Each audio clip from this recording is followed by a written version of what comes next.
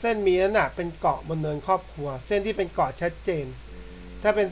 รูปเกาะที่พุ่งเข้ามาหาเส้นชีวิตตอนใดแสดงว่าเจ้าของมือนั้นจะต้องเกิดถ้อยฟาร์มขึ้นในระยะนั้นและเส้นที่เป็นเกาะเจือจางหรือฟาร์มที่ไม่ชัดเจนมากเกินไปแสดงว่าถ้อยฟาร์มนั้นไม่ค่อยใหญ่มากหรือเป็นเพียงการทะเลาะวิวาทก็ได้คำว่าถ้อยฟาร์มมีความหมายไปถึงการเสียเงินทองด้วยการเป็นถ้อยฟาร์มใหญ่หมายถึงการเสียเงินทองมากและเส้นถ้อยฟาร์มน้อยก็เสียเงินทองน้อยกว่า